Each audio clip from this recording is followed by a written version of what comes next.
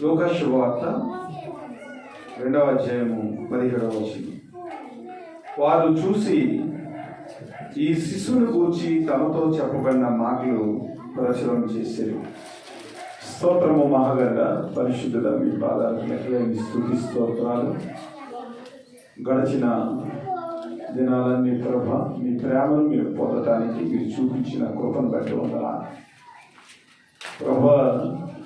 ఈ జన్మదిన పండుగ రోజున నాయన నీ జన్మను గురించి మేము జ్ఞాపకం చేసుకుని మా జీవితాలకు నువ్వు ఇచ్చిన ఆధిక్యతలను బట్టి కృతజ్ఞతాస్తుతులు చెల్లించుకుంటూ ప్రభా, నీ ప్రేమలో ఉన్న ఆ మాధుర్యాన్ని చవి చూసిన వారిగా నీ యందు విధేయత కలిగి నీ కృపను ప్రచురం చేసేవారిగా ఉండటానికి సహాయం దయచేయమని వచ్చిన బిడ్డలందరినీ మీ చేతులకు అప్పచెప్పుకుంటూ నాయన వాక్యంలోని సత్యాలను గ్రహించి మా జీవితాలను బలపరుచుకోవటానికి సహాయం దయచేయమని భూలోకానికి మానవతారిగా వచ్చి మా జీవితాలకు ఇచ్చిన విమోచన బట్టి నీకు కృతజ్ఞతాస్తుతులు చెల్లించుకుంటూ ఈ మనవులన్నీ మా రక్షకుడైన ప్రభువైన యేసుక్రీస్తు నామమున అడిగి వేడుకుంటున్నాను పరమతండ్రి. ఆమేన్. ఈరోజు సందేశానికై మనం పెట్టిన టైటిల్ ఏమిటంటే, వారు చూసి ఈ శిశువును గూర్చి తమతో చెప్పబడిన మాటలు ప్రచురం చేశారు. ప్రియ దేవుని బిడ్డలారా, క్రిస్మస్ అనేది క్రీస్తు పుట్టుకను గురించి జరుపుకునే పండగే కాదు, కానీ క్రీస్తుని ప్రచురము చేయుట. క్రీస్తు మన జీవితాలకి ఏదై ఉన్నాడో ఆయన ఈ లోకానికి శిశువుగా వచ్చి, కుమారుడిగా వచ్చి మనకు చేసిన మేలేమిటో, ఆయన ద్వారా మనం అనుభవించిన కృప ఏమిటో ఈ లోకానికి ప్రచురం చేయటం అనేది క్రిస్మస్లో ఉన్న ఒక గొప్ప సందేశమని మనం నేర్చుకోవాలి. Christmas is not the celebration, it is the proclamation of the Jesus Christ saviour of the lord. మన విమోచకుడైన, మన రక్షకుడైన క్రీస్తుని ప్రచురము చేయుట క్రిస్మస్లో ఒక ముఖ్యమైన భాగం. దేవుని యొక్క ప్రేమను మనం ఆలోచన చేసినట్లయితే, ఎవరైతే దేవుని యందు భయభక్తులు కలిగి విధేయత కలిగి ఆయన కొరకు శ్రమ పడేవారు ఎవరైతే ఉంటారో వారి జీవితాలని ప్రభు దర్శిస్తారు. విధేయత కలిగిన జీవితాలను ప్రభు దర్శించిన తర్వాత దేవుని కృపను పొందుకున్న ఆ వ్యక్తులు క్రీస్తుని ఈ లోకానికి పరిచయం చేయాలి, క్రీస్తును మనము ప్రచురము చేయాలి. వాక్య భాగంలో మనము చదువుకున్న అంశాలను మనం గ్రహించినట్లయితే, ఇక్కడ గొర్రెల కాపరుల దగ్గరకు పరలోకం నుంచి దేవదూత వచ్చింది. ఈ గొర్రెల కాపరులు రాత్రి వేళ పొలంలో ఉండి తమ మందను కాచుకునిచుండగా ప్రభు దూత వారి యొద్దకు వచ్చి నిలిచెను. ప్రభు మహిమ వారి చుట్టూ ప్రకాశించినందున వారు మిక్కిలి భయపడిరి. కోటల్లో లేదా బంగ్లాల్లో మంచి పరిస్థితులు గల వ్యక్తుల దగ్గరకు పరలోకం నుంచి దేవదూత రాలేదు, కానీ ఎవరైతే కష్టపడుతున్నారో, ఎవరైతే గొర్రెలను చక్కగా మేపుతా ఉన్నారో, ఎవరైతే క్రీస్తు యందు విధేయత కలిగి ఉన్నారో, ఎవరైతే ఆత్మీయ స్థితిలో దీనముగా ఉన్నారో అలాంటి వారి దగ్గరకు దేవుని యొక్క దేవదూత వచ్చి క్రీస్తు యొక్క పుట్టుకను గురించి వారికి చెప్తా ఉంది. పరలోకం నుంచి దేవదూత వారి దగ్గర వచ్చి నిలిచిన వెంటనే వారు భయపడిపోయారు. ప్రభు యొక్క మహిమ వారి చుట్టూ ప్రకాశించింది. దేవుని యొక్క సువార్తమానము గొర్రెల కాపరుల దగ్గరకు వచ్చింది. మన జీవితంలో కూడా దేవుని యొక్క మహిమ, దేవుని యొక్క ప్రభావము, దేవుని యొక్క శక్తి, దేవుని యొక్క సందేశము మన జీవితాలను దర్శించాలంటే మన జీవితాలు కూడా గొర్రెల కాపర్ల వంటి జీవితాలు అయి ఉండాలి. గొర్రెల కాపర్లు ఎలాగైతే శ్రద్ధగా మందను కాచేవారిగా ఉన్నారో, గొర్రెల కాపర్ల జీవితాల్లో ఆత్మీయ స్థితి ఎంత గొప్పగా ఉందో, దేవుడు దర్శించేదిగా వారి జీవితం ఎలాగైతే ఆత్మీయ స్థితిలో ధీరత్వం కలిగి ఉన్నారో, అలాంటి వారి దగ్గరకు దేవుని యొక్క మహిమ వస్తుంది, దేవుని యొక్క సువార్త వస్తుందని మనం జ్ఞాపకం చేసుకోవాలి. అయితే దూతను చూసి వారు భయపడ్డారు. భయపడినప్పుడు దూత వారితో చెప్తుంది ఏమిటంటే, ఇదిగో ప్రజలందరికీ కలుగబోవు మహా సంతోషకరమైన సువార్తమానము నేను మీకు తెలియజేస్తున్నాను. దావీదు పట్టణమందు నేడు రక్షకుడు మీ కొరకు పుట్టి ఉన్నాడు, ఈయన ప్రభు అయిన యేసుక్రీస్తు. ప్రజలందరికీ కలుగబోవు సువార్తమానం ఎవరి దగ్గరకు వచ్చింది? గొర్రెల కాపరుల దగ్గరకు వచ్చింది. హేరోదు కోటలో నివసిస్తున్నాడు, హేరోదు దగ్గరకు రాలేదు. అనేక మంది శాస్త్రులు, పరిచయులు ఉన్నారు. వారు ధర్మశాస్త్రాన్ని బాగా వల్లించిన వారు, దేవుని యొక్క వాక్యము వారు తెలిసిన వారు, వారు పాటించకపోయిన వారు అయినప్పటికీ కూడా వాక్యము తెలిసిన వారు. కానీ వారి దగ్గరకు దేవుని యొక్క వాక్యం రాలేదు. కానీ దేవుని కొరకు కనిపెడుతున్న గొర్రెల కాపరుల దగ్గరకు దేవుని యొక్క వాక్యము వచ్చింది. వారి ద్వారా ఈ ప్రపంచానికి కలుగబోవు సువార్తమానము ఏదైతే పరలోక సంబంధిత సువార్త ఉందో, రక్షకును గూర్చిన సువార్త ఉందో, మనుషులందరికీ మేలు చేసే వార్త ఏదైతే ఉందో, అది దీనులైన ఆత్మీయ స్థితిలో విరగగొట్టబడిన, అణిచివేయబడిన వ్యక్తులైన గొర్రెల కాపరుల దగ్గరకు దేవుని యొక్క సువార్త వచ్చింది. దావీదు పట్టణమందు నేడు రక్షకుడు మీ కొరకు పుట్టి ఉన్నాడు, ఆయన ప్రభు అయిన యేసుక్రీస్తు. గొర్రెల కాపర్లకు సువార్తమానం వచ్చింది. గొర్రెల కాపర్లకు ప్రభు అయిన యేసుక్రీస్తుని ఎలాగ తెలుసుకోవాలో కూడా వారికి ఆనవాళ్ళు ఇవ్వబడ్డాయి. దానికి ఇదే మీకు ఆనవాలు: ఒక శిశువు పొద్దుగుడ్లతో చుట్టబడి ఒక తొట్టెలో పండుకుని ఉండుట మీరు చూచెదరని వారితో చెప్పాను. వెంటనే పరలోక సైన్య సమూహము ఆ దూతతో కూడా నుండి సర్వోన్నతమైన స్థలములలో దేవునికి మహిమయు, ఆయనకిష్టులైన మనుషులకు భూమి మీద సమాధానము కలుగునుగాకని దేవుని స్తోత్రము చేయించుంటారు. ఇక్కడ మనం ఆలోచించినట్లయితే మొట్టమొదటి పరలోకపు ఆర్కెస్ట్రా, మొట్టమొదటి పరలోకపు ఆర్కెస్ట్రా, దేవుని గురించి స్తోత్రగానం చేసే దేవుని యొక్క పాటలు ఎవరి దగ్గరికి వచ్చిందంటే గొర్రెల కాపర్ల దగ్గరికి వచ్చింది. దేవుని యొక్క సువార్తమానము మొట్టమొదటిగా ఎవరి దగ్గరికి వచ్చిందంటే గొర్రెల కాపర్ల దగ్గరికి వచ్చింది. దావీదు పట్టణంలో రక్షకుడు పుట్టి ఉంటాడు. ఆ రక్షకుడిని మీరు దర్శించాలంటే ఆ రక్షకుడు ఎలా ఉంటాడని ఆనవాళ్ళు ఎవరికి తెలియజేయబడ్డాయంటే దీనులైన ఆత్మీయ స్థితిలో విరిగి నలిగిన మనసుతో దీనత్వంతో ఉన్న గొర్రెల కాపరులకు దేవుని యొక్క వార్త వచ్చింది. దేవుని ఆరాధన చేసే పరలోకపు సైన్య సమూహం యొక్క ఆ స్తుతిగానాలు మొట్టమొదటిగా చూడటానికి దేవుని యొక్క ప్రేమను బట్టి వారికి అవకాశము ఇవ్వబడింది. మన జీవితంలో కూడా క్రీస్తును గూర్చిన మేలుల గురించి, క్రీస్తును గురించిన ఆశీర్వాదాల గురించి, క్రీస్తును గురించిన సువార్త గురించి, క్రీస్తును గురించిన ఆనవాళ్ళ గురించి, క్రీస్తును ప్రకటించడానికి కావలసిన ఆ గొప్ప యోగ్యత గురించి మన జీవితాల్లో మనం కాంక్షించినట్లయితే గొర్రెల కాపర్ల వంటి మనస్తత్వాలు మనము కలిగి ఉండాలి. అలాగ కలిగి ఉన్నప్పుడు దేవుని యొక్క ప్రేమ మన జీవితాల్లో మనం చూడగలుగుతాం. ఇక్కడ ఏమని వారు స్తుతిగానం చేశారంటే, సర్వోన్నతమైన స్థలములలో దేవునికి మహిమయు, ఆయనకిష్టులైన మనుషులకు భూమి మీద సమాధానము కలుగుగాకని దేవునికి స్తోత్రము చేయించున్నారు. 2024లో మన జీవితాల్లో మనకు సమాధానం లేకపోవచ్చు. మన జీవితాల్లో కష్టమైన పరిస్థితులు మనము ఎదుర్కొని ఉండవచ్చు.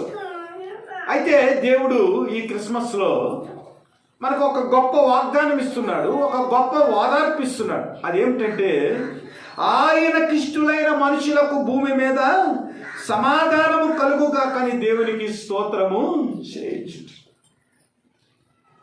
దేవదూతలు పరలోకం నుంచి వచ్చి ఈ న్యూస్ చెప్పారు.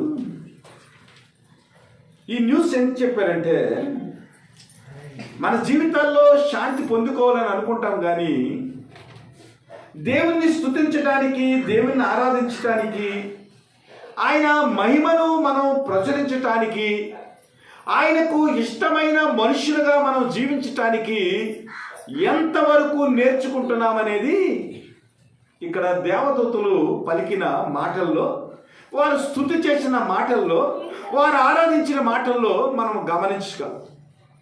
మన జీవితాలకు సమాధానం మనకు కావాలంటే ఇక్కడ వారు ఏమని స్తుతిస్తున్నారంటే ఆయనకిష్టులైన మనుషులు.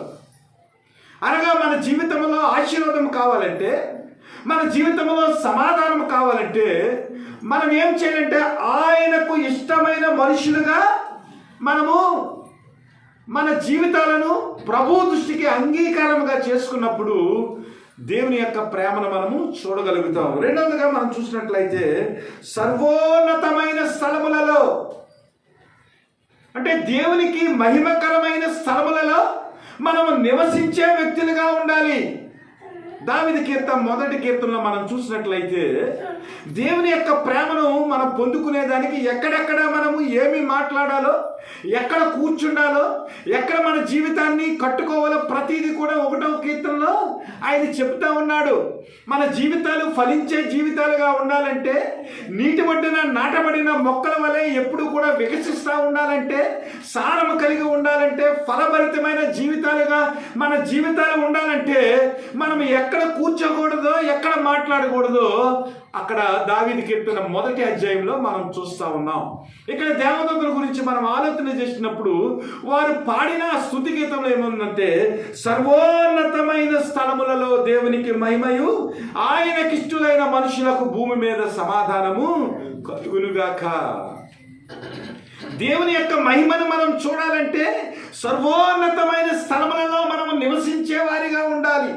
శ్రేష్టమైన స్థలములలో మనము నివసించే వారిగా ఉండాలి. మన సహవాసము మంచు మనుషులతో మనము చేసేవారిగా ఉండాలి. అలాగ చేసినప్పుడు ఆయనకి ఇష్టలుగా మన జీవితము కట్టబడుతుంది. ఆయనకి ఇష్టలుగా మనము నడుచుకున్నప్పుడు దేవుని యొక్క సమాధానము మన జీవితాలకు దేవుడు అందించేవాడిగా ఉన్నాడు. అంతేగాని ఆ గ్రీటింగ్స్ పెట్టినప్పుడు మనం చాలా మాటలు చెప్తాం కదా.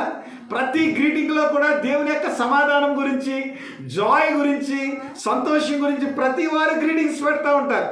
ఇదిగో ఈ క్రిస్మస్ వేళల్లో మీ జీవితాలకు దేవుడు సంతోషం అందించును గాక, మిమ్మల్ని దీవించును గాక, ఇలా గ్రీటింగ్స్ పెడతా ఉంటారు. మనుషులు పెట్టే గ్రీటింగ్స్ వల్ల మన జీవితాలకు సమాధానం రాదు, కానీ మనుషులు పెట్టే ఆ వాక్కుల వల్ల మన జీవితానికి సంతోషం రాదు. కానీ దేవుని యొక్క మాటను బట్టి, మనం నివసించే తీరును బట్టి, మనం మాట్లాడే మాటలను బట్టి, దేవుణ్ణి ఆరాధించే విషయాన్ని బట్టి, ఆయనకి ఇష్టంగా ఉండే ఆ విషయాన్ని బట్టి మన జీవితంలో దేవుని యొక్క సంతోషము, ప్రేమ, నిరీక్షణ ప్రతిదీ మనము పొందుకోగలుగుతాం. అందుకనే దేవదూత ఏమంటారు, సర్వోన్నతమైన స్థలములలో దేవునికి మహిమ. ఎక్కడ పడితే అక్కడ దేవునికి మహిమ కలుగుతుందని అనుకుంటానికి వీలు లేదు. దేవుణ్ణి ఆరాధించేటప్పుడు, దేవుణ్ణి గణపరిచేటప్పుడు ఇశ్రాయేలు యొక్క జీవితాన్ని మనం చూసినట్లయితే దేవునికి మహిమకరముగా సొలొమోను మందిరాన్ని కట్టాడు. మందిరాన్ని కట్టిన తర్వాత వారి జీవితంలో దేవునికి బలులు అర్పించిన తర్వాత దేవుని యొక్క మహిమ పరలోకం నుంచి దిగి వచ్చింది. కాబట్టి మన దేహములు కూడా దేవునికి అనుకూలమైన సజీవ యాగములుగా, దేవుడు నివసించడానికి యోగ్యమైన మందిరాలుగా మనము మన జీవితాన్ని మార్చుకున్నప్పుడు ఇదేమవుతుందంటే మన జీవితం అనే ఈ యొక్క నడవడి ఏమవుతుందంటే సర్వోన్నతమైన స్థలముగా మార్చబడుతుంది. అనగా దేవునికి నివాసయోగ్యమైన స్థలముగా మన శరీరాలను, మన హృదయాలను మనం మార్చుకున్నట్లయితే అది సర్వోన్నతమైన స్థలముగా మార్చబడుతుంది. అప్పుడు దేవుని యొక్క మహిమ వారి జీవితాల్లో లేదా మన జీవితాల్లో ఉంటుంది. ఇక్కడ గొర్రెల కాపర్ల గురించి మనం ఆలోచన చేసినప్పుడు గొర్రెల కాపర్లకు దేవుని యొక్క మహిమ వారి చుట్టూ ఎందుకు ప్రకాశించిందంటే వారి హృదయాలు, వారు చేసే పని, వారు చేసే కష్టము, వారి యొక్క దీనత్వము ఎలా ఉందంటే సర్వోన్నతమైన స్థలముగా వారి జీవితం మార్చబడింది. అందుకనే వారు పొలంలో గొర్రెలు కాస్తున్నప్పటికీ కూడా ఎక్కడైతే గొర్రెలను కాస్తున్నారో అక్కడికే పరలోక సైన్య సమూహం వచ్చి దేవుని యొక్క సువార్తను వారికి అందించింది. అప్పుడు పరలోకపు మహిమ వారి చుట్టూ ప్రకాశించింది. మన జీవితాలు కూడా దేవుని యొక్క మహిమ చేత నింపబడాలంటే, దేవుని కృపను మనం పొందుకోవాలంటే, దేవుని యొక్క సువార్తమానం మన జీవితాలకు రావాలంటే, దేవుని యొక్క ఆనవాళ్ళేంటో మనకు తెలియాలంటే, అనగా క్రీస్తు యొక్క స్వరూపం ఏమిటో, క్రీస్తు యొక్క గుణాలేమిటో, క్రీస్తు యొక్క మాధుర్యం ఏమిటో మన జీవితాలకు అందించబడాలంటే గొర్రెలు కాపరిలాగా విధేయత కలిగిన జీవితాలు మన దగ్గర ఉంటే ఆ దేవుని యొక్క మహిమ మన చుట్టూ ప్రకాశిస్తుంది. దేవుని గూర్చిన ఆనవాళ్ళు, దేవుని గూర్చిన సమాధానము మన జీవితాలకు పరలోకము నుంచి అందించబడుతుంది. అందుకనే గొర్రెల కాపర్లకి దేవుడు అంత గొప్ప ఆధిక్యత ఇచ్చారు. జ్ఞానుల గురించి మనం ఆలోచన చేసినట్లయితే జ్ఞానులు ఆ పుస్తకాలు చూసి దేవుని యొక్క వాక్కును బట్టి వారు అంచనాలు వేసి లెక్కలు కట్టి వారు జ్ఞానులు కాబట్టి ఇదిగో బెత్లెహేములో దేవుడు పుడతాడని వారు అంచనాలు వేసి ఎక్కడికి వచ్చారంటే సరాసరి హేరోదు దగ్గరికి వచ్చారు. కానీ ఇక్కడ మనం చూసినట్లయితే జ్ఞానులు వెతుక్కుంటూ దేవుని దగ్గరికి వచ్చారు. కానీ గొర్రెల కాపుల గురించి మనం ఆలోచన చేసినట్లయితే పరలోకం నుంచి దూత వచ్చి దేవుని యొక్క ఆనవాళ్ళు, దేవుని యొక్క మహిమ గురించి వారికి అందించి ఏ లేఖనాలు వారు చదవలేదు, వారి జీవితాల్లో ప్రశస్తమైన విషయాలు ఏమీ లేవు. కానీ డైరెక్ట్గా పరలోకం నుంచి సువార్తమానము, క్రీస్తుని గురించిన ఆనవాళ్ళు వీళ్ళకు వచ్చినాయి. కాబట్టి మన జీవితాల్లో మొట్టమొదటిగా క్రిస్మస్ నుంచి మనం నేర్చుకోవాల్సింది ఏమిటంటే, మొదటి వారంలో మనం చూసాం కొన్ని విషయాలు, పోయిన వారంలో పరిశుద్ధత గురించి మనం నేర్చుకున్నాం. ఈ వారంలో మనం నేర్చుకోవాల్సింది ఏంటంటే క్రీస్తు యొక్క మహిమ, క్రీస్తు యొక్క ప్రేమ, క్రీస్తు యొక్క ఆనవాళ్ళు మన జీవితంలో రావాలంటే మనము గొర్రెల కాపర్ల వలె ఒక మంచి హృదయాన్ని, ఒక ప్యూర్ హార్ట్ని మనం కలిగి ఉన్నప్పుడు మనం అక్కడికిక్కడికి పరిగెట్టవలసిన ఆనవాళ్ళు మనకు దొరకవలసిన పరిస్థితి ఏమీ లేదు. కానీ పరలోకం నుంచి దేవుడే మన దగ్గరికి వచ్చి తన ప్రేమను చూపిస్తా. కీర్తనలో ఏమంటుందంటే నలిగిన వారి దగ్గరికి, దీనుల దగ్గరికి దేవుడు వచ్చి నివాసం చేస్తాడని లేఖనాల్లో రాయబడింది. కాబట్టి విరిగి నలిగిన మనసులు కలిగిన వారమై దీనత్వము కలిగి విధేయత కలిగి మనము దేవుని యొక్క ప్రేమను మన జీవితాల్లో పొందుకోవటానికి మనం ప్రయత్నం చేయాలి. ఇది గొర్రెల కాపర్లకు దేవుడిచ్చిన ఆధిక్యత. అయితే దేవుని ప్రేమను పొందుకున్న తర్వాత, దేవుని మహిమను మనము చూసిన తర్వాత ఆ మహిమను, ఆ ప్రేమను, ఆ సువార్తను ఇతరులకు మనం చాటాలి కదా. గొర్రెల కాపర్లని ఎంచుకోవటానికి చాలా కారణాలు ఉన్నాయి. వారి జీవితాల్లో విధేయత కాదు, కానీ దేవుణ్ణి చూసి ప్రకటించడానికి కూడా చాలా ధైర్యం కలిగి వారు ప్రకటించినట్లుగా మనం చూస్తాం. యూదుల జీవితాల్లో మనం ఆలోచన చేసినట్లయితే ప్రభు ఆశ్చర్య కార్యాలు వారి జీవితాల్లో చేసినప్పటికీ కూడా ప్రభువుని నమ్మలేని పరిస్థితి, ప్రభువును ధైర్యంగా ఒప్పుకోలేని పరిస్థితి, క్రీస్తును గూర్చి ప్రకటించలేని పరిస్థితి, క్రీస్తు మెస్సయ్యని తెలిసినా కూడా వారు అంగీకరించలేని పరిస్థితి. గొర్రెల కాపరుల విషయంలో మనం చూసినట్లయితే ఆ దూతలు తమ యొద్ద నుండి పరలోకమునకు వెళ్ళిన తర్వాత ఆ గొర్రెల కాపరులు జరిగిన ఈ కార్యమును ప్రభువు మనకు తెలియజేసి ఉన్నాడు. మనము బెత్లెహేము వరకు చూద్దాము రండని ఒకరితో ఒకడు చెప్పుకుని త్వరగా వెళ్ళి మరియను యోసేపును తొట్టిలో పండుకొని ఉన్న శిశువును చూసిరి. వారు చూసి ఈ శిశువును గూర్చి తమతో చెప్పబడిన మాటలు ప్రచురము చేసి. అసలు గొర్రెల కాపరుల గురించి ఆలోచన చేస్తే వారి యొక్క మైండ్ సెట్ ఎంత గొప్పగా ఉంటుందో, వారి యొక్క విధేయత ఎంత గొప్పగా ఉంటుందో. పరలోకం నుంచి దేవదూతలు వచ్చారండి. వచ్చిన తర్వాత ఆర్కెస్ట్రా చేశారు, ఆనవాళ్ళు చెప్పారు, వెళ్ళిపోయారు.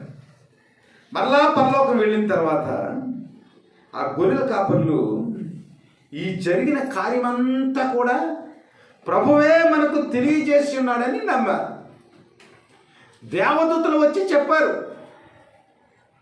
ఇదిగో దావీదు పట్టణమందు రక్షకుడు మీ కొరకు పుట్టి ఉన్నాడు, ఈయన ప్రభు అయిన యేసుక్రీస్తు ఒక పొత్తుగుడ్లతో ఆయన చుట్టబడి ఉంటాడు, ఇదే మీ కానువాన్ని వెళ్ళండి బెత్లెహేం అన్నారు. ఇక్కడ ఆలోచన చేయండి, దేవదూతలు చెప్పిన ఆ మాటలు ఏవైతే ఉన్నావో, ప్రభు యొక్క వెలుగు ఏదైతే ఉందో అది చూసిన తర్వాత వెంటనే వారిలో విశ్వాసము పెరిగింది.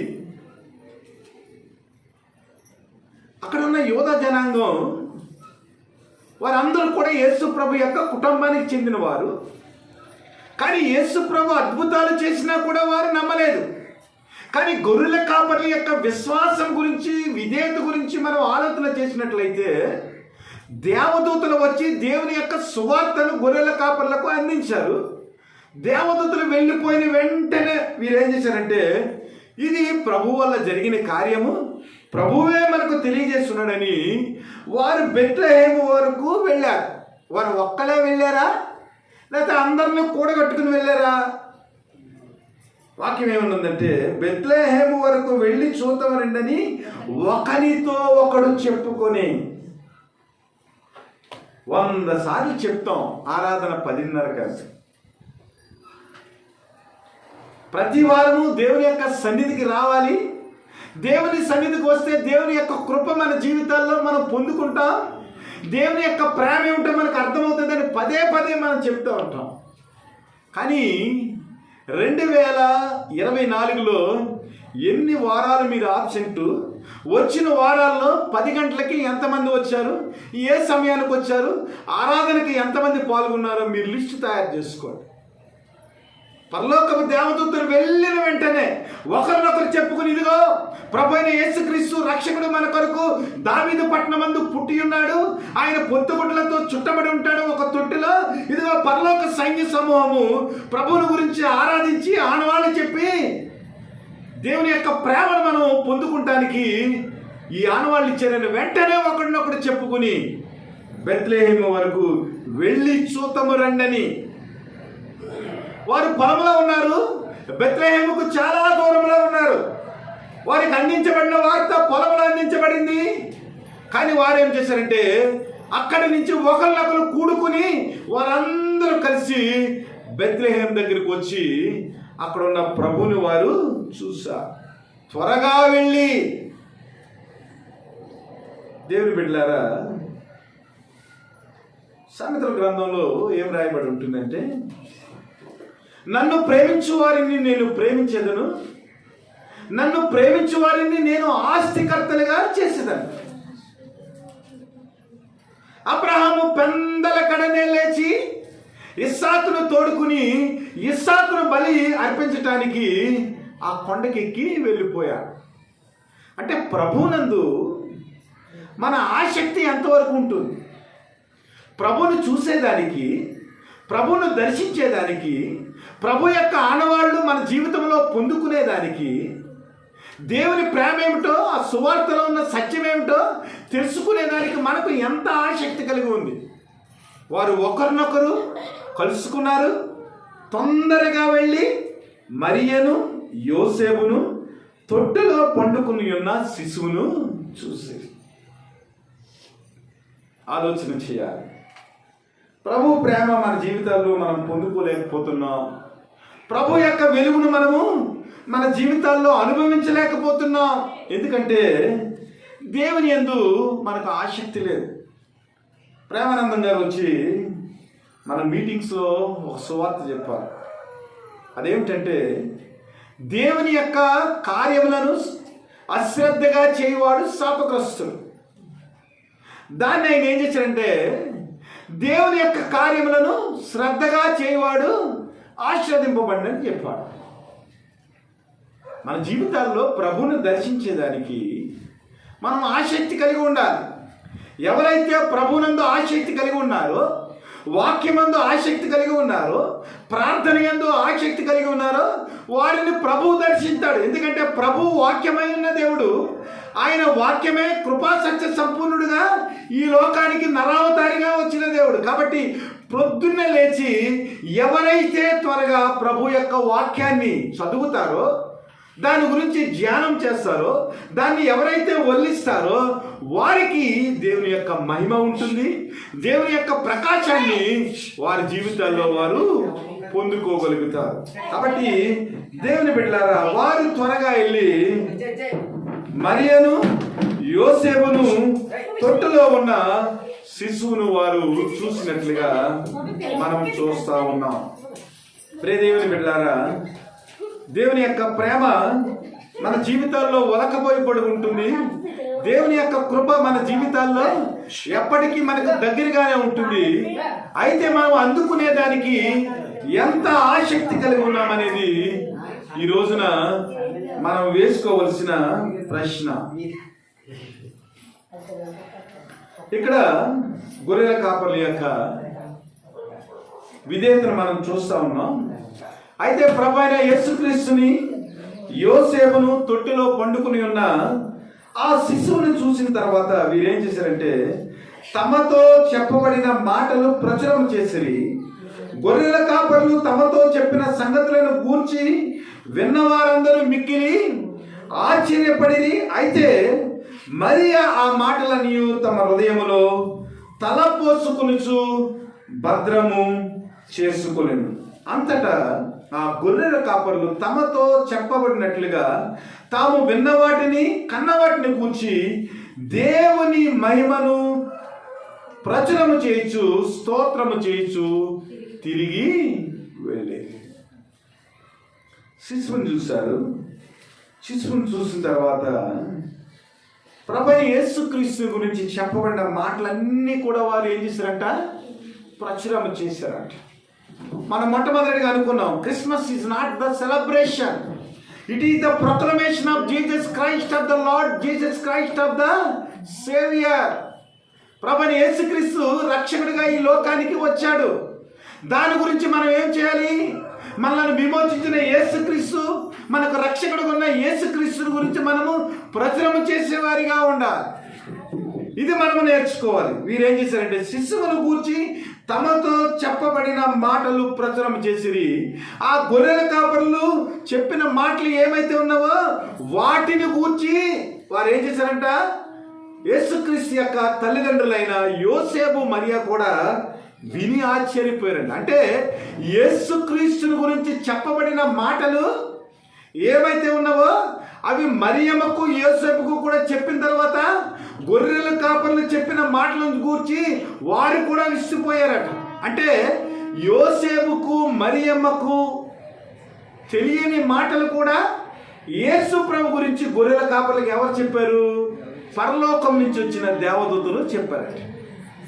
యేసుక్రీస్తు గురించి మరియమ్మకు అలాగే యోసేపుకు కూడా కొంత తెలుసు.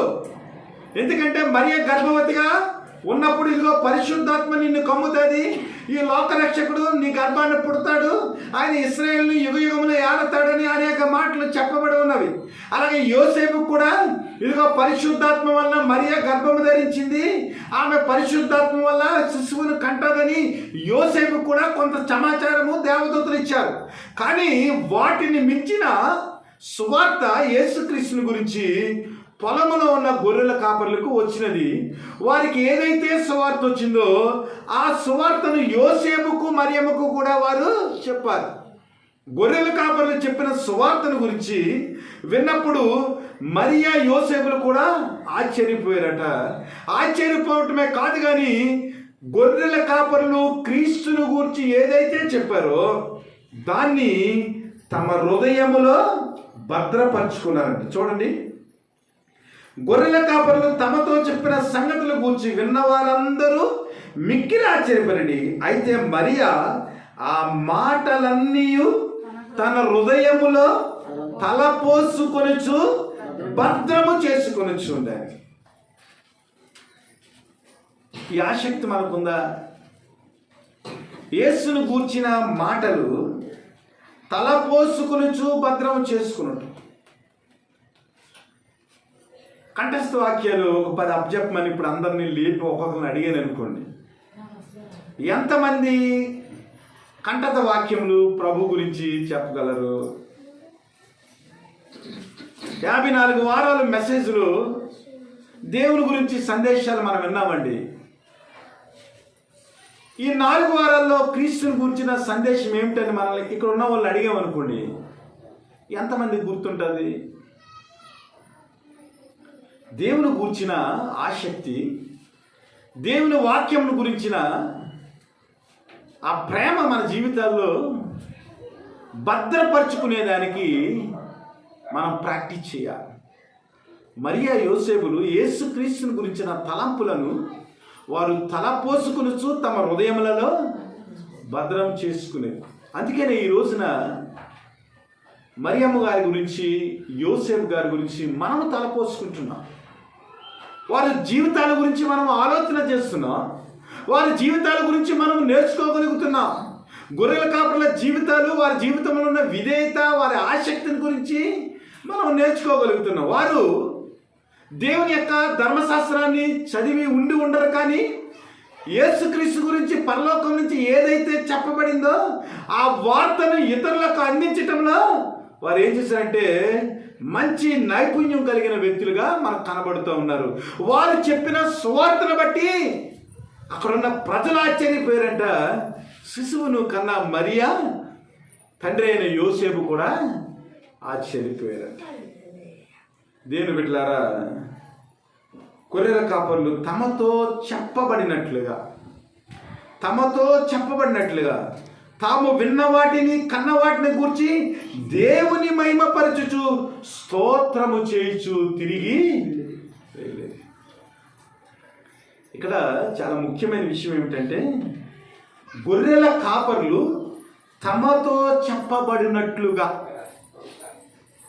పరలోక సైన్య సమూహం ఏదైతే చెప్పిందో దానికి కలపకుండా తీయకుండా 100% ఏదైతే చెప్పబడిందో దాన్నే చెప్పారు.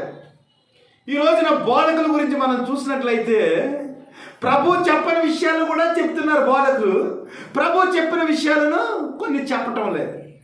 కానీ గొర్రెల కాపరులు ద బెస్ట్ ఎవాంజలిస్టులు అన్నమాట. ఈ ప్రపంచంలో ఎవరైనా గొప్ప సువార్తను చాటారంటే వారు ఎవరంటే గొర్రెల కాపరులు.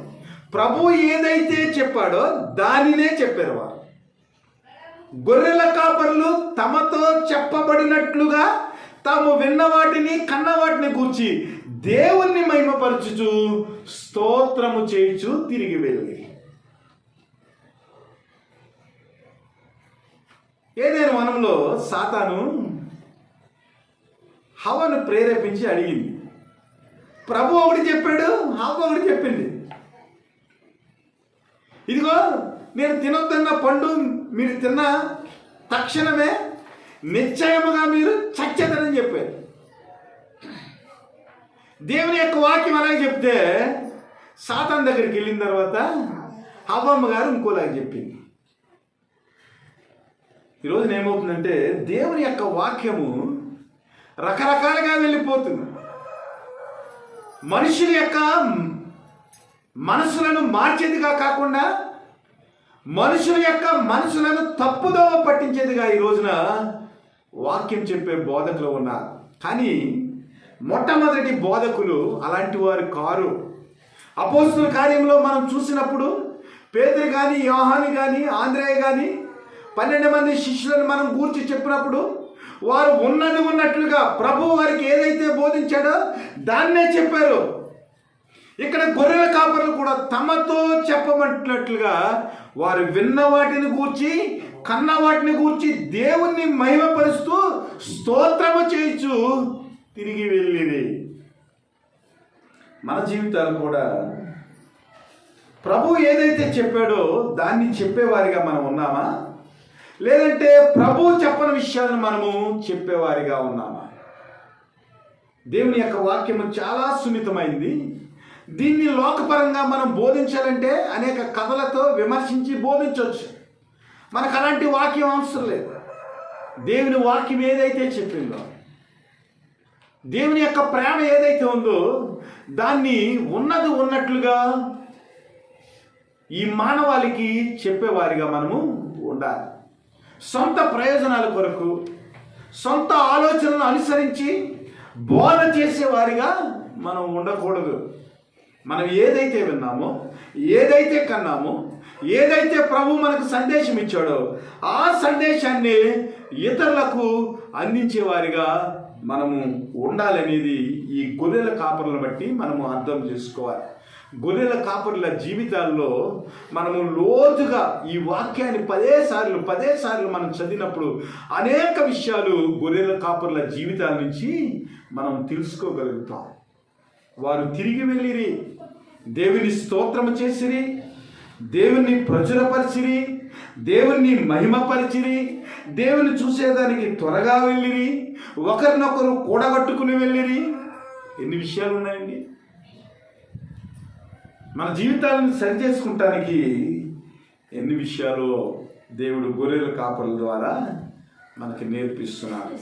కాబట్టి ప్రియ దేవుని బిడ్డలారా, దేవుని యొక్క మహిమ, దేవుని యొక్క ప్రకాశము, దేవుని యొక్క ఆనవాళ్ళు, దేవుని యొక్క ఆరాధన, దేవుని గురించిన మాటలు ఇతరులకు మనం ప్రచురం చేసినప్పుడు వారు ఆశ్చర్యపోయే విధంగా ఈ క్రిస్మస్లో మన జీవితాలను మనం సరి చేసుకోవాలి. ఇంకా కొంతమంది వ్యక్తులు మనం చూసినట్లయితే ఇక్కడ సుమియోన్ అనే ఒక వ్యక్తి ఉన్నాడు.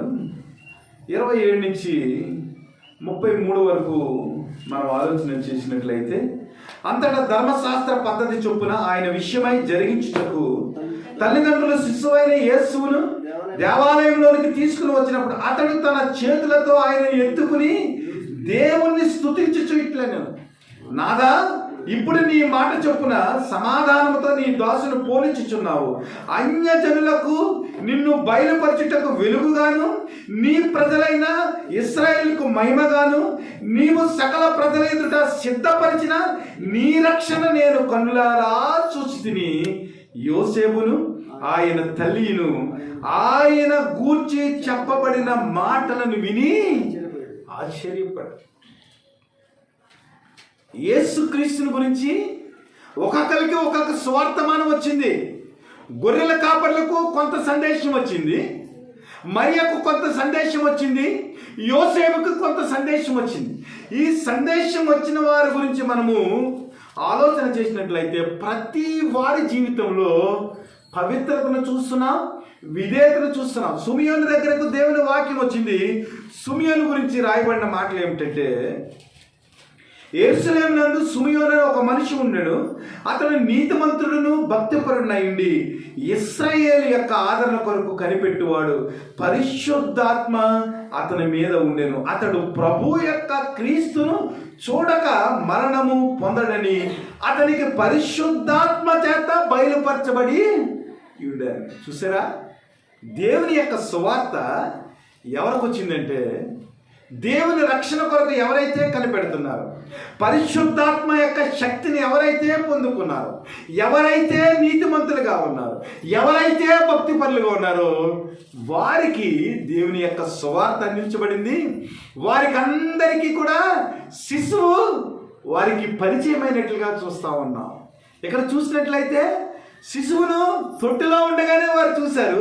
అదే శిశువు 8 రోజులు అయిన తర్వాత యెరూషలేము మందిరంలో సుమియోను చేతుల్లోనికి వెళ్ళాడు.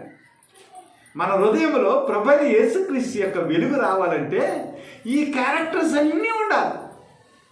గొర్రెల కాపర్లకి ఎలాంటి స్వభావం ఉందో, వారికి ఎలాంటి జీవన శైలి ఉందో ఇక్కడ సుమియోను గురించి ఆలోచన చేసినప్పుడు సుమియోను కూడా ఎంతో భక్తిపరుడుగా నీతిమంతుడిగా ఉన్నాడు కాబట్టి ఆ భక్తిపరుడు మరణము చూడకముందే ఏం చేశాడంటే ప్రభు అయిన యేసుక్రీస్తు ఆయన చేతుల్లోనికి వెళ్ళినట్లుగా మనం చూస్తా ఉన్నాం. ఇక్కడ సిమియోను కూడా ఏం చేశాడంటే దేవుణ్ణి స్తుతించుటూ ఆయనను ఎత్తుకుని తన చేతులతో, దేవుని బిడ్డలారా, యేసుక్రీస్తుని మనం నిజంగా ఆత్మీయంగా దర్శించాలంటే ఇలాంటి స్వభావం మనకు కలిగి ఉండి తన చేతులతో ఎత్తుకుని ఆయనను స్తుతించుచూ ఇట్లే నేను ఈ క్రిస్మస్లో సిమియోను లాంటి అనుభవం, గొర్రెల కాపర్ల వంటి అనుభవం మనం పొందుకోవాలంటే వారికి ఉన్న మనస్తత్వాన్ని మనము కూడా ఈ క్రిస్మస్లో పొందుకోవాలి. నాదా స్వచ్ఛ స్వరూపి, నీ మాట చొప్పున సమాధానంతో నీ దాసులు పోనిచ్చుచున్నావు. అన్యజనులకు నిన్ను వెలుగుగాను నీ ప్రజలైన ఇశ్రాయేలుకు మహిమగాను సకల ప్రజల ఎదుట సిద్ధపరిచిన నీ రక్షణను నేను కనులారా చూసి తిని.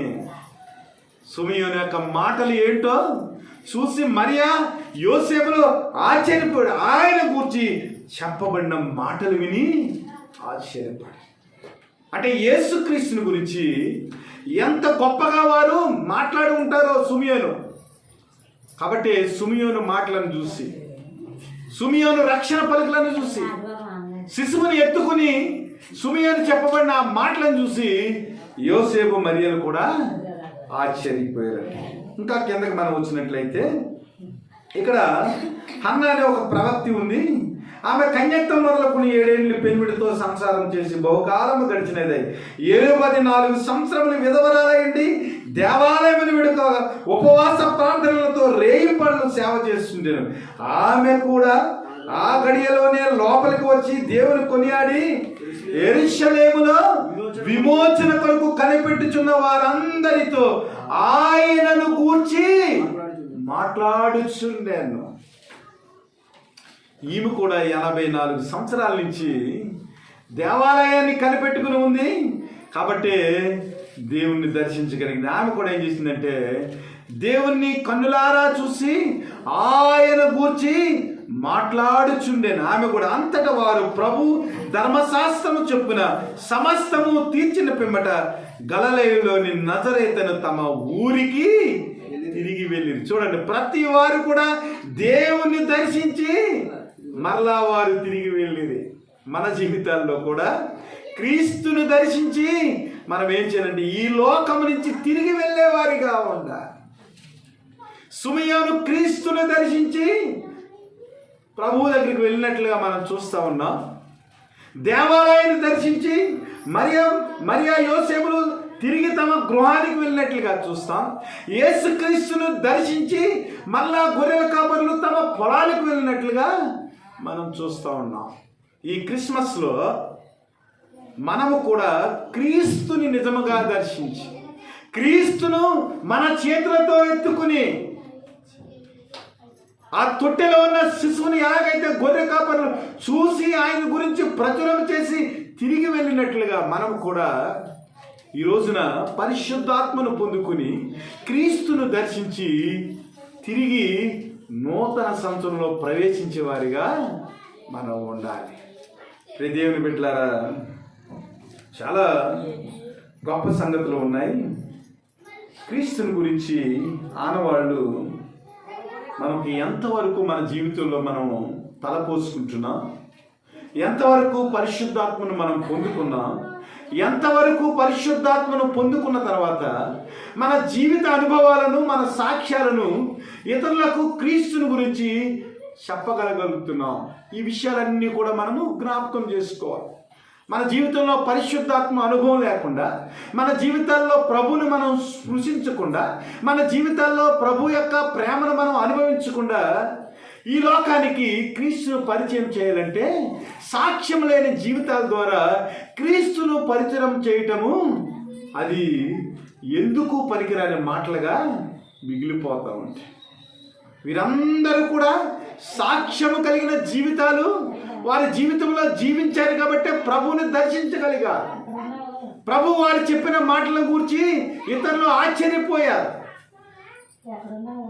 ఇంకా మనం చూసినట్లయితే సుకారాను గ్రామంలో ఒక స్త్రీ ఉందండి. ఈ స్త్రీని ప్రభు దర్శించాడు. దర్శించిన తర్వాత ఆమె కూడా క్రీస్తు కొరకు ఏం చేసిందంటే అక్కడున్న వ్యక్తులకు క్రీస్తు కొరకు మాటలు పలికింది. ప్రభు ఏం చేశాడో, ఏమి దర్శించాడో, ఏమి మాట్లాడాడో తన జీవితంలో ఉన్న అనుభవం చేత అక్కడ ప్రకటించింది. ఆమె ప్రకటించిన తర్వాత అక్కడ ఉన్న వారందరూ కూడా ప్రభువుని అంగీకరించినట్లుగా మనం చూస్తూ ఉంటాం. ఎందుకు సుకార్ అనే స్త్రీని మనం తీసుకున్నామంటే యోసేపు, మరియా, సుమియోను, హన్న వీరందరూ నీతిమంతులు, భక్తిపరులు కాబట్టి ప్రభువైన యేసుక్రీస్తును తమ చేతులతో ఎత్తుకుని ఆయన్ని చూడటానికి వారికి భాగ్యం కలిగిందండి. మరి సుకార్ అనే గ్రామంలో ఉన్న స్త్రీ యొక్క క్యారెక్టర్ గురించి మనం ఆలోచన చేసినప్పుడు వారి అంత పవిత్రత ఈమెకి లేదు. కానీ అక్కడున్న సమాజంలో వెలివేయబడిన స్థితిలో ఉన్న స్త్రీ కానీ దేవుని యొక్క మాట విని తన హృదయాన్ని మార్చుకుని ప్రభుని ప్రచురం చేసింది. కాబట్టి మారు మనసు పొందిన సుకారు గ్రామంలో ఉన్న స్త్రీ క్రీస్తును గూర్చి ప్రకటించినప్పుడు అక్కడున్న వ్యక్తుల జీవితాల్లో గొప్ప మార్పు కలిగింది. మనం అనుకోవచ్చు, ఏమండి సుమియోను అంత భక్తి జీవితం నాకు లేదు, హన్నా లాంటి భక్తి జీవితం లేదు, కన్యమరియలాగా పవిత్రమైన జీవితం నాకు లేదు, యోసేపులాగా మంచి గోత్రములో నేను పుట్టలేదు, నేను చెబితే ఎవరు మాడతారండి అంటే ఇక్కడ ఒక రుజువు ఉంది. ఈ సుకార్ అనే స్త్రీ మన జీవితానికి సాదృశ్యంగా ఉంది. పవిత్రత లేదు, కానీ పవిత్రుడైన యేసుక్రీస్తు మాట్లాడినప్పుడు తన హృదయాన్ని పవిత్రంగా మార్చుకున్న హృదయంతో ప్రభువును ప్రకటించింది. అక్కడ ఉన్న యూదుల జీవితాల్లో క్రీస్తు యొక్క వార్త ఈ స్త్రీ ద్వారా ఫలించినట్లుగా మనం చూస్తాం. యోహాను సువార్త 4వ అధ్యాయంలో 28వ వచనంలో మనం చూసినట్లయితే ఆ స్త్రీ తన కొండ విడిచిపెట్టి ఊరిలోనికి వెళ్ళి, మీరు వచ్చి నేను చేసినవని నాతో చెప్పిన మనుషుని చూడుడి, ఈయన క్రీస్తు కాడని ఆయన ఆ ఊరిలో వారితో చెప్పగా, ఇదిగో నేను ఏమి పాపం చేశానో, నేను ఎవరితో జీవిస్తున్నాను, ఎంతమంది భర్తలను నేను చేసుకున్నానో, నేను చేసిన కార్యాలన్నీ కూడా నాతో చెప్పిన ఈ మనుష్యుని చూడండి.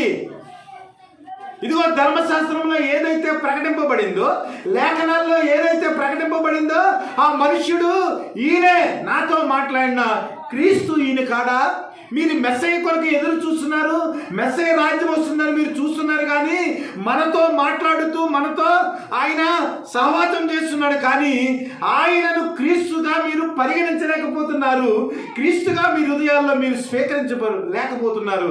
ఇదిగో నేను చేసిన నా పాపస్థితి అంతటిని కూడా నాతో చెప్పిన ఈయనే మెస్సయ్య, ఈయనే క్రీస్తు అని అక్కడ నా గ్రామంలో వారికి దేవుని గురించి ప్రకటించినప్పుడు 39వ వచనం చూడండి.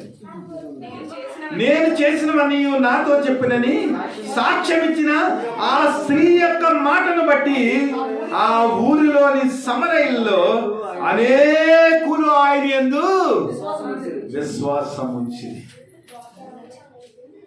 అంటే మన జీవితము బాగోలేనప్పటికీ కూడా క్రీస్తు యొక్క ఆనవాళ్ళు నీవు గుర్తెరిగి ఈ క్రిస్మస్లో క్రీస్తుని నువ్వు అంగీకరించి నీ జీవితంలో మారు మనసు పొందుకుని పవిత్ర హృదయముతో క్రీస్తు యొక్క మాటలను నువ్వు ప్రచురం చేసినప్పుడు సుకార్ అనే గ్రామంలో చూడండి ఆమె యొక్క సాక్ష్యం, యేసుక్రీస్తును పరిచయం చేయడానికి ఆమె పాపస్థితిని సాక్ష్యంగా చెప్పి క్రీస్తును ప్రకటించింది. అక్కడ గొర్రెల కాపరులు చెప్పబడినట్లుగా విన్న వాటిని కన్న వాటిని చూసి క్రీస్తును ప్రకటించారు. అక్కడ అద్భుతం జరిగింది. ఈమెం చేసిందంటే తన సాక్ష్యాన్ని, ఇదిగో నేను చెప్పినవన్నీ నాతో చెప్పినని సాక్ష్యం ఇచ్చిన ఆ స్త్రీ యొక్క మాటను బట్టి ఆ ఊరిలోని సమరయుల్లో అనేకులు ఆయన యందు విశ్వాసం ఉంచారు. ఈ సాక్ష్యం అలా ఉందా? మనందరం పాపులమే, పాపం చేసిన వారమే, కానీ క్రీస్తు మనల్ని దర్శించాడు. క్రీస్తు కృప మన జీవితంలోకి వచ్చింది. మన జీవిత సాక్ష్యాన్ని బట్టి అనేక మంది క్రీస్తు యొక్క వెలుగులోనికి వచ్చేవారిగా మన జీవిత సాక్ష్యం ఉందా? ఆలోచన చేసుకోవాలి. ప్రియదేవుని బిడ్డలారా, మనం ఏ స్థితిలో ఉన్నా క్రీస్తుని మనం అంగీకరించగలిగితే క్రీస్తు యొక్క ప్రేమను ఈ లోకానికి మనం ప్రచురం చేసేవారిగా ఉంటాం. దెక్కపోలిలో ఒక మనుషుడు ఉన్నాడు. ఆ మనుషుడు దేవుని చేత దర్శింపబడి స్వస్థత పొందాడు. అప్పటి వరకు అనేక సంఖ్యలతో బంధింపబడి ఉన్నాడు, సేనతో బంధింపబడి ఉన్నాడు. తన జీవితం అంతా అస్తవ్యస్తం అయిపోయింది, బట్టలు లేని పరిస్థితి. కానీ ప్రభు దర్శించాడు. ప్రభు దర్శించిన తర్వాత ప్రభుతో మాట్లాడుతూ ఉన్నాడు. మార్క్స్ వార్తలో మనం 5వ అధ్యాయంలో చూసినట్లయితే 19-20 వచనాల్లో ఈ మాట ఉంటుంది. ప్రభువా, నీవు నన్ను దర్శించావు, ఇప్పటి వరకు నేను దిగంబరిగా ఉన్నాను, నా జీవితం ఏమిటో నాకు తెలియదు, అస్తవ్యస్తమైన పరిస్థితిలో ఉన్నాను, శాన అనే దయ్యం చేత నేను పీడింపబడ్డాను. ప్రభు, నన్ను స్వస్థపరిచావు కాబట్టి నీతో పాటు వచ్చి నేను సువార్త చెప్తాను. ప్రభు, నువ్వు ఎక్కడికి వెళ్తే అక్కడికే వస్తానంటే ప్రభు ఏమన్నాడంటే ఒకే ఒక మాట అన్నాడు. ఇదిగో, నువ్వు స్వస్థపరచబడ్డ విధానం నీకు తెలుసు కదా, నేను నీ జీవితానికి ఏదైతే చేస్తానో అది నువ్వు ఎక్కడైతే ఉన్నావో అక్కడే నన్ను గూర్చి ప్రకటన చేయి. నువ్వు దెక్కపోలికి వెళ్ళి అక్కడ నీవు అనుభవించిన సంగతుల గురించి నీవు సాక్ష్యం చెప్పాడు. అప్పుడు ఏం చేశాడంటే ఆ స్వస్థత పొందిన వ్యక్తి, మార్చబడిన వ్యక్తి దెక్కపోలి అనగా 10 పట్టణములు. ఆ 10 పట్టణాల్లో క్రీస్తు కొరకు సాక్షిగా నిలబడ్డాడు. ప్రియదేవుని బిడ్డలారా, నిజమైన మారు మనసు పొంది నిజమైన పశ్చాత్తాప హృదయముతో కన్నీటితో నీ పాపములను కడుక్కుని శుద్ధ హృదయముతో క్రీస్తుని కనుక నీవు దర్శించినట్లయితే, క్రీస్తుని కనుక నీవు అంగీకరించినట్లయితే నీ సాక్ష్యాన్ని బట్టి అనేక మంది ప్రజలు క్రీస్తు వెలుగులోనికి వస్తారనేది ఈ రోజున నీవు నేను తెలుసుకోవాలి. ఎందుకంటే కన్న వాటిని గూర్చి, విన్న వాటిని గూర్చి, నాతో నేను చేసినవన్నింటిని గూర్చి చెప్పిన ఈయన మెస్సయ్య కాడా? దేవుని బిడ్డలారా, మన జీవిత సాక్ష్యం ఏది? నీ జీవిత సాక్ష్యం. ప్రభు మాట్లాడుతూ ఉన్నాడు. తిమోతి పత్రిక, మొదటి తిమోతి పత్రికలో పౌలు గారు తన సాక్ష్యం గురించి మాట్లాడుతూ ఉన్నాడు. మొదటి అధ్యాయము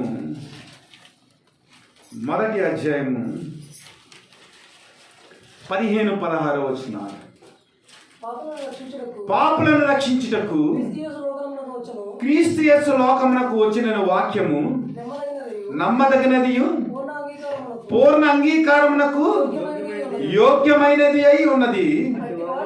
అట్టి వారిలో నేను ప్రధానుడను అయినను నిత్య జీవము నిమిత్తము తనను విశ్వసింపబోవు వారికి నేను మాదిరిగా ఉండులాగున యేసుక్రీస్తు తన పూర్ణమైన దీర్ఘశాంతమును ఆ ప్రధాన పాపినైన నా యందు కనపరిచినట్లు నేను కనికరించబడి.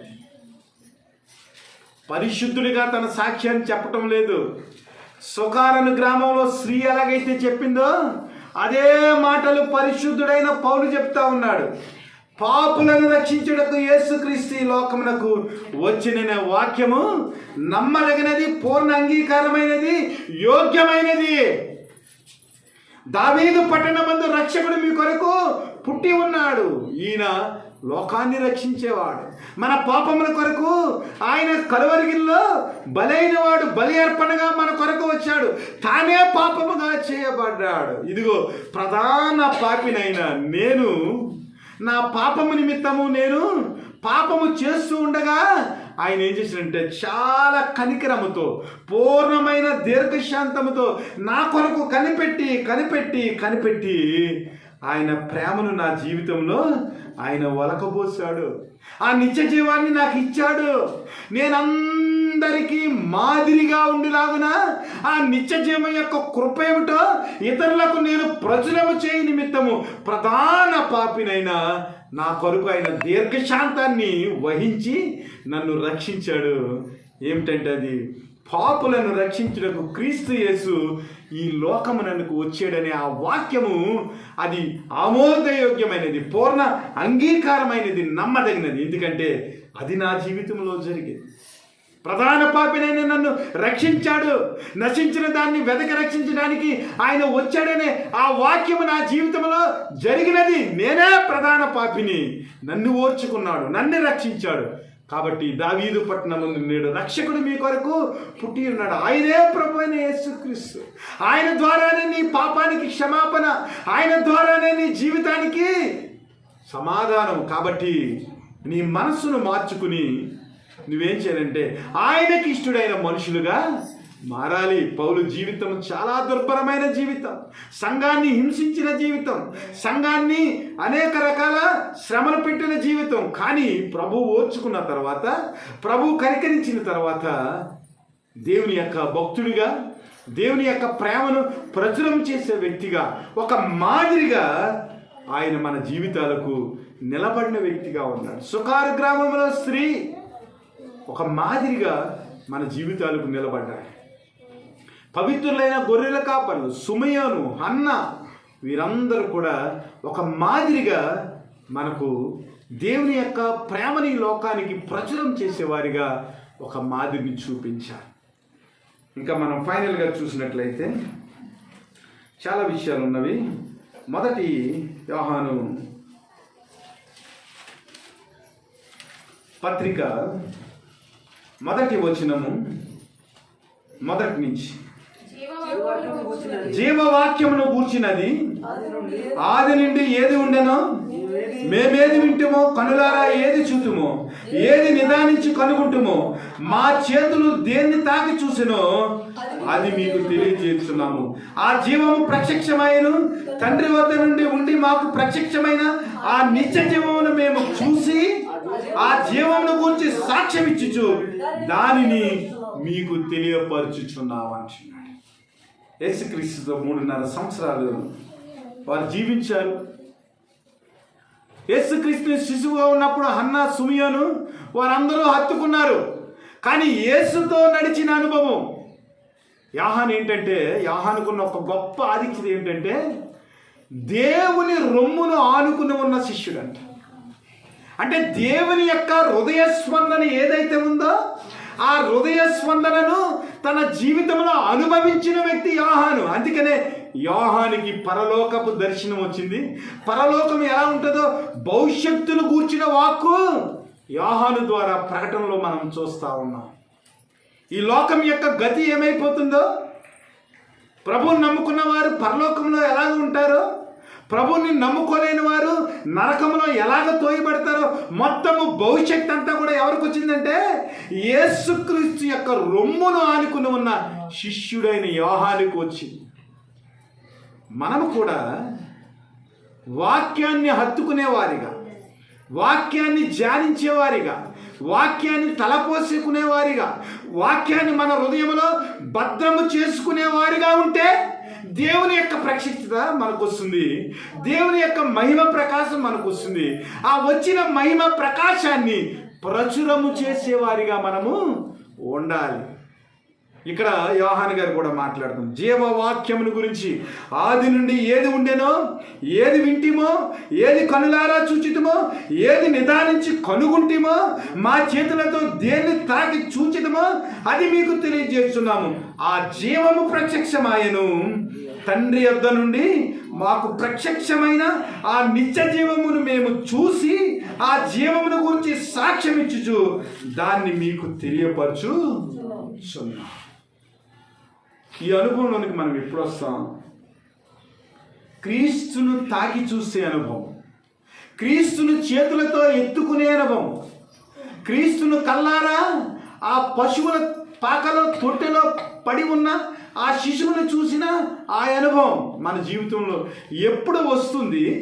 ఎప్పుడు మనం సాక్ష్యం ఇస్తాం? గొర్రెల కాపరిలాగా ఆ శిశువును గూర్చి తమతో చెప్పబడిన మాటలు ఎప్పుడు మనం ప్రచురము చేసేవారిగా మన జీవితాలను మార్చుకుంటాం. ఆది నుంచి ఏది ఉందో దాని గురించి మేము సాక్ష్యం ఇస్తున్నాం. ఎందుకంటే మేము కనుగొన్నాం, మేము చూసాము, విన్నాము, నిదానించి కనుగొన్నాం మేము క్రీస్తునే. క్రీస్తును అనుభవించిన ఆ సాక్ష్యం, క్రీస్తును అనుభవిస్తూ ఇతరులను క్రీస్తు వెలుగులోనికి నడిపించే జీవన ఆ ప్రమాణాలు మన జీవితంలో ఎప్పుడు పొందుకుంటాం? ఎన్ని క్రిస్మస్లు అయిపోయినాయి, ఎన్ని క్రిస్మస్ల్లో క్రీస్తు యొక్క వెలుగును గురించి మనం విన్నాం. ఈ వెలుగును గురించి ఎంతవరకు మనం ప్రచురం చేయుచున్నాం, ఎంతవరకు మన అనుభవ సాక్ష్యాన్ని బట్టి ఇతరులను క్రీస్తు యొక్క ప్రత్యక్షతలోనికి, క్రీస్తు యొక్క నిత్య జీవంలోనికి మనం నడిపించగలుగుతున్నాం.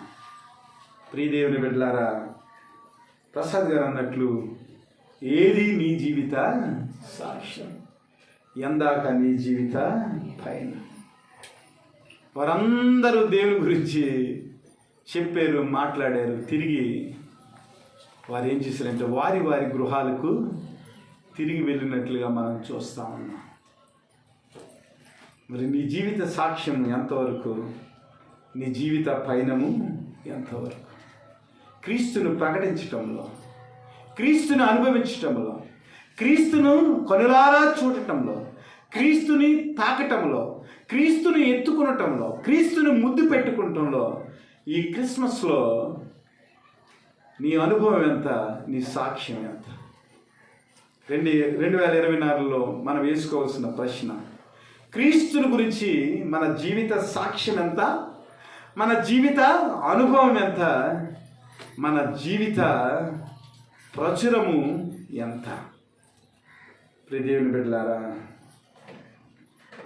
మనము విన్న వాటిని, చెప్పిన వాటిని, కన్న వాటిని, కనుగొన్న వాటిని క్రీస్తు కొరకు అనేక మందిని ఈ లోకానికి నడిపించే కృప దేవుడు ఈ క్రిస్మస్ వేళలో మనందరికీ దయచేసి మనలను దీవించాలని మనస్ఫూర్తిగా మిమ్మల్ని ఆశీర్వదిస్తూ ఈ మాటలు ముగిస్తున్నాను.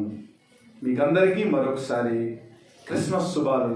దేవుడు మిమ్మల్ని దీవించి ఆస్వాదించి తన ప్రేమలో మిమ్మల్ని నిత్య జీవమునకు నడిపించునుగాక. ఆమేన్.